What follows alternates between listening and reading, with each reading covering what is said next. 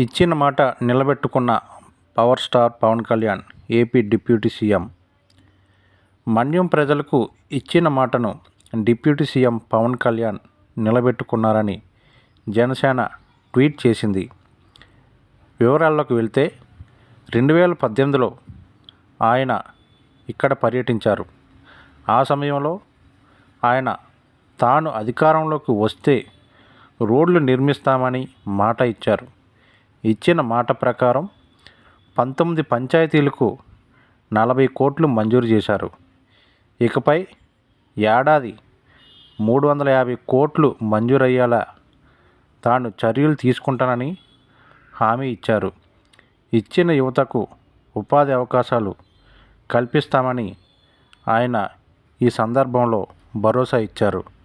అయితే తనని ఎక్కువ మంది వచ్చి తన మీద పడవద్దని, సమస్యని తాను క్షుణ్ణంగా చూస్తే దానికి పరిష్కారానికి ఎక్కువ అవకాశాలు నాకు లభిస్తాయని ఈ సందర్భంలో తన మనసులోని మాటను తెలియజేశారు.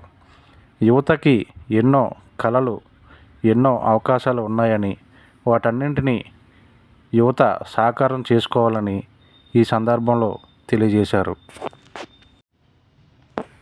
పవన్ గిరిజనుల పట్ల నీ నిబద్ధత అద్భుతం అంటూ జేడీ లక్ష్మీనారాయణ కొనియాడారు. AP deputy CM Pawan Kalyan గిరిజన ప్రాంతాల పర్యటనపై Jai Bharat national party chief Lakshminarayana హర్షం వ్యక్తం చేశారు.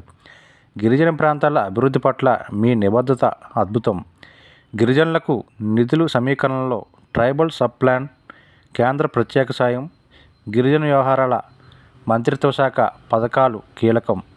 మీ నాయకత్వంలో గిరిజనులకు నిధుల కేటాయింపు జరిగి సంక్షేమ ఫలాలు అందుతాయని ఆశిస్తున్నాను అని ఈ సందర్భంలో ట్వీట్ చేశారు.